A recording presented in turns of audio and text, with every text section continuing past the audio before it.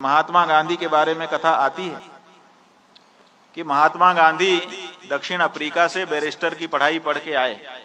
Coat boot suit वाले थे, बड़े घर के पहले से ही थे वो,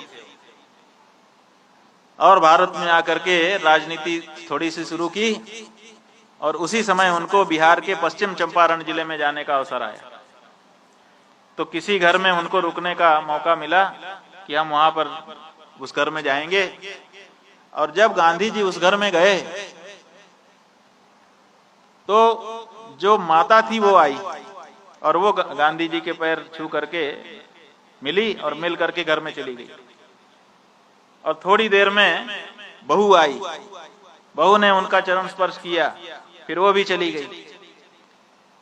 महात्मा गांधी बैठे रहे, बहुत सारी दूसरी बातचीत हुई। और फिर महात्मा गांधी को हुआ कि अब चलते समय उनसे घर की महिलाओं से मिल लेते हैं। तो उन्होंने कहा भाई वो बहू और सास को बुलाइए, हम मिल करके तब जाना चाहते हैं।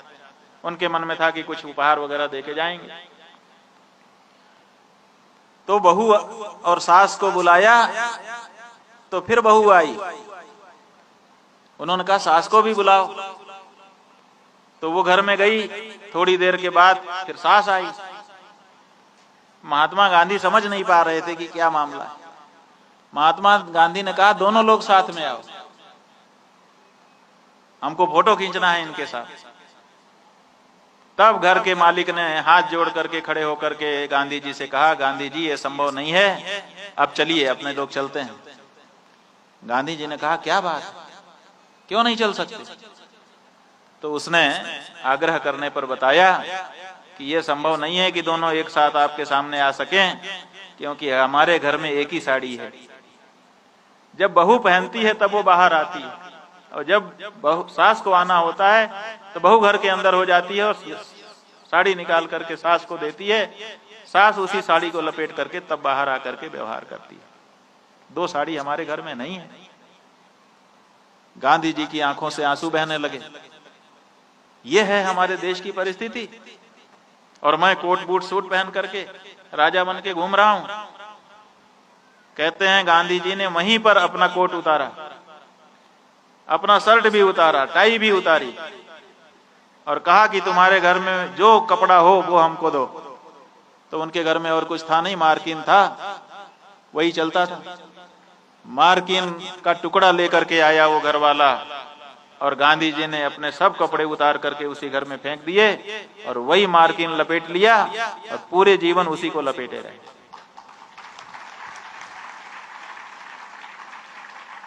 अपने देश में करोड़ों लोग हैं, आप लोग, आप सब ने अपनी धोती अपना दुपट्टा छोड़ करके पैंट शर्ट पहना है।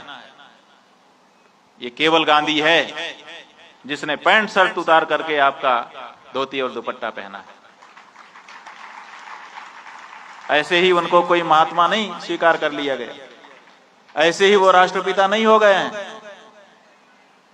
कोट बूट सूट पहन करके बैरिस्टर बन करके कोई आए और आने के बाद उसको उतार करके और मार्किन पहन ले और जीवन पर्यंत पहन करके चलता रहे, टायर का चप्पल पहने, ये केवल गांधी है, दूसरा कोई नहीं है।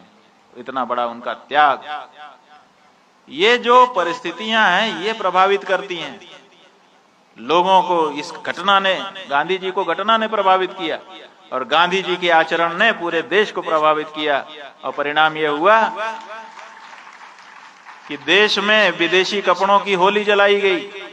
यही भारत देश है जिसमें विदेशी कपड़ों की होली जलाई गई थी। और गांधी जी ने चरखा कातना शुरू किया, खादी से स्वयं अपने द्वारा कपड़ा बना बना करके लोगों ने उस कपड़े को पहना और हम लोगों ने आजादी पाई।